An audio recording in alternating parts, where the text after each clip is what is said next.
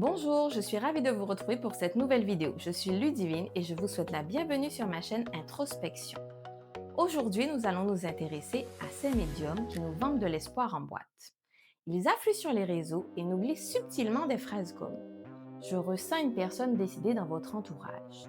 Je vois une initiale, un chiffre, un symbole ou une couleur. » Mais derrière ces phrases simples se trouvent des techniques d'hameçonnage bien rodées.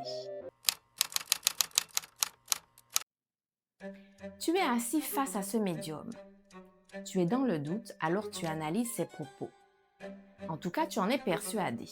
En réalité, ton cerveau est programmé pour croire ce qu'il te dit. Pas par magie, mais par biologie. C'est le biais de confirmation. Ce réflexe naturel qui confirme nos croyances. Le médium te dit « Je ressens un lien très fort avec une femme plus âgée. » Toi, par réflexe, tu cherches une personne âgée dans ton entourage. Et là, tu penses à ta grand-mère. C'est fou! Comment pouvait-il le savoir?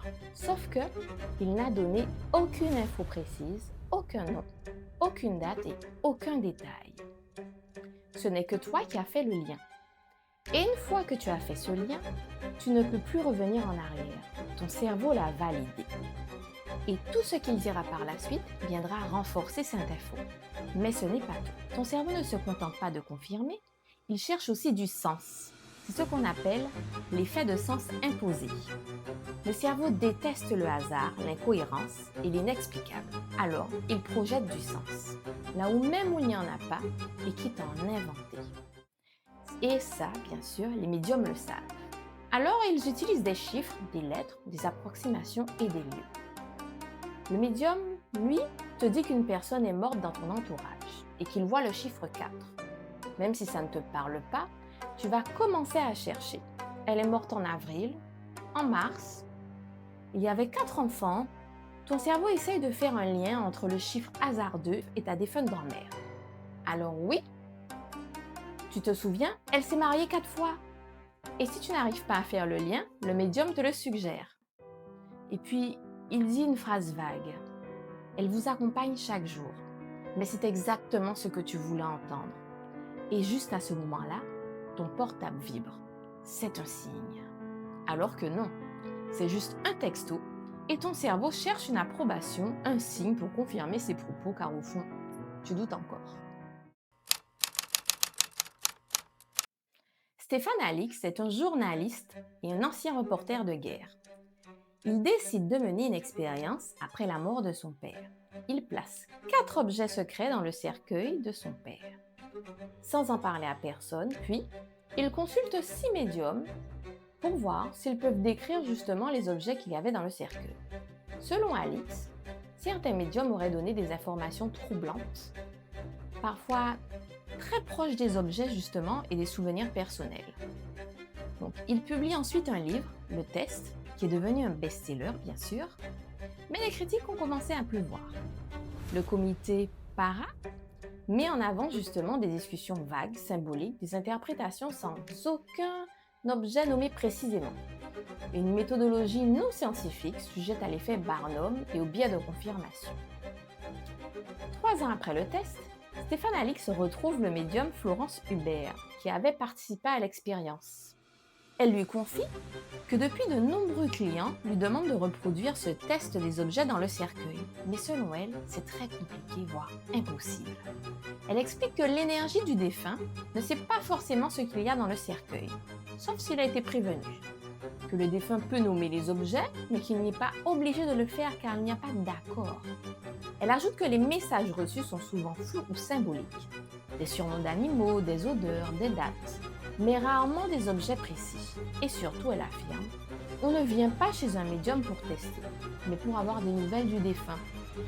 Et que son boulot est de répondre à des critères au même titre qu'un médecin ou un pharmacien, tels que honnêteté, humilité, savoir-vivre, et donner des surnoms d'animaux, des dates en fait, pour mettre en confiance et permettre d'identifier le défunt. Un discours très évasif et lunaire qui déplace la responsabilité sur les morts eux-mêmes et rend toute vérification impossible, ouvrant bien sûr la porte à toute dérive. Voyons ensemble 2 techniques puissantes utilisées par les médiums. L'effet Barnum Lorsque tu entends, tu es une personne intuitive, tu ressens les choses plus fort que les autres. Tu as connu des moments difficiles, mais tu gardes espoir. Comment ne pas y croire, c'est très juste. Mais pourtant, tu viens de te faire embarquer dans l'effet Barnum. Ces phrases suffisamment floues et générales pour que tout le monde s'y reconnaisse, mais qui donnent bien sûr l'impression d'être ultra précises et qu'elles sont justes pour nous. Prenons un exemple concret. Un médium te dit, ta grand-mère dans l'au-delà sait que parfois tu as l'impression que tu n'es pas à la hauteur, mais elle t'a toujours vu comme quelqu'un de fort. Tu es ému et tu penses, il ne pouvait pas savoir cela, c'est impossible. Sauf que ce sont des phrases générales qui marchent pour 98% des gens. Il rajoute qu'elle est en paix maintenant, sauf que cela peut s'appliquer à n'importe qui. Mais au lieu que tu trouves ces phrases génériques, tu les interprètes comme des messages personnels et tu remercies le médium.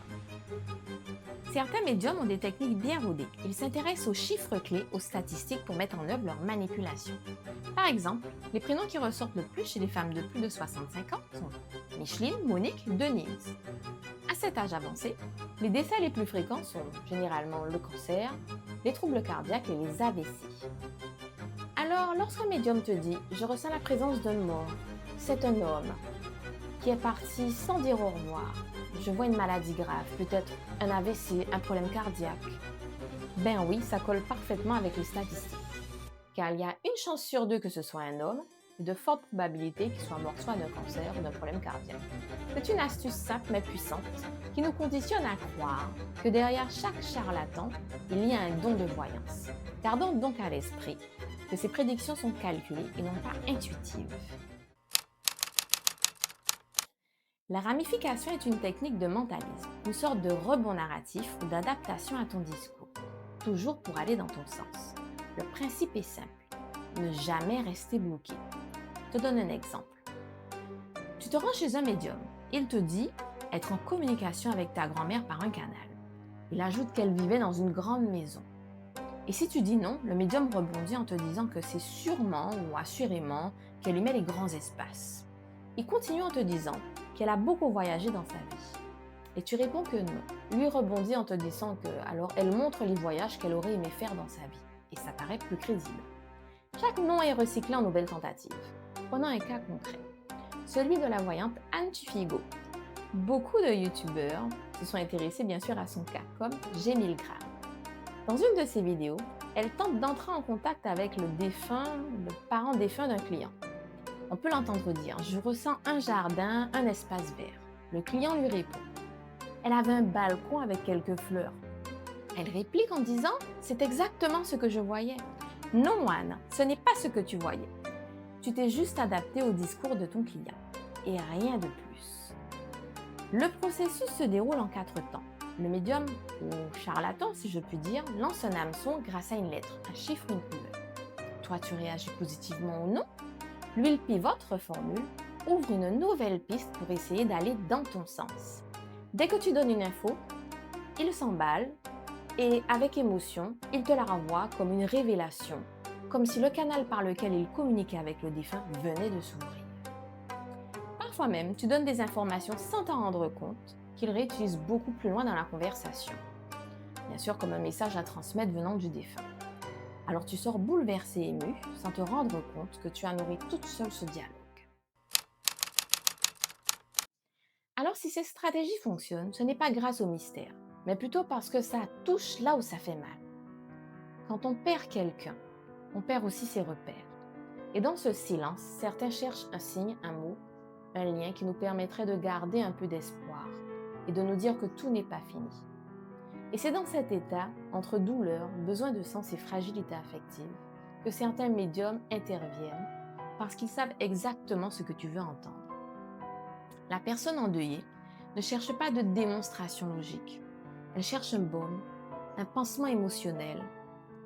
Un médium bien rodé le comprend et va chercher à activer les leviers émotionnels comme le besoin d'être rassurée en disant « Elle te dit qu'elle est en paix maintenant, qu'elle se sent libérée » ou le besoin de réparation pour effacer la culpabilité d'un mot non dit ou d'un adieu manqué en disant « Elle m'envoie plein d'énergie de pardon.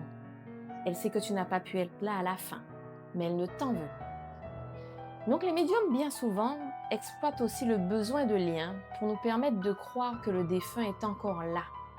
Elle me parle. Elle me parle d'un objet que tu as gardé, un bijou, une bague, ou encore quelque chose de petit et de précieux. Bien sûr, les conséquences sont silencieuses, mais bien réelles. Sur le moment, on pleure, on se sent apaisé. Mais à moyen terme, cette apparente consolation peut créer bien sûr une dépendance. On a besoin d'y retourner, de garder le lien. Et bien sûr, dans cette illusion, on n'accepte pas de faire son deuil. Ce qui ouvre la voie à de vraies manipulations avec des paiements parfois en plusieurs fois et des impossibilités de prendre des décisions. Des dangers liés à la médiumnité sont signalés régulièrement par la MIVID. D'autres sont médiatisés, comme dans le cas de la voyante Sylvia Browne, avec l'affaire Amanda Berry. En 2004, sur le plateau de The Montel Williams Show, la célèbre médium américaine Sylvia Browne affirme à la mère d'Amanda Berry, disparue à 16 ans, que sa fille était morte. Amanda Berry a été retrouvée vivante en 2013, après 10 ans de captivité à Cleveland. Sa mère, Luana Miller, est morte en 2006, brisée par le chagrin. Beaucoup pensent que la déclaration faite par Browne a contribué à la détresse de la mère. Mais alors, comment se prémunir contre ce genre d'arnaque? Il faut garder l'esprit critique pour ne pas entrer dans la dépendance vis-à-vis des médiums. Nos proches et les psychologues sont là pour nous aider et nous soutenir dans les moments difficiles. Car la douleur mérite d'être entendue et non d'être exploitée. Dites-moi en commentaire si vous avez déjà sollicité les services d'un voyant et quel a été votre ressenti. Je vous remercie d'avoir suivi cette vidéo jusqu'au bout. N'oubliez pas bien sûr de liker, de partager et de vous abonner pour booster cette vidéo. Et je vous dis à très vite.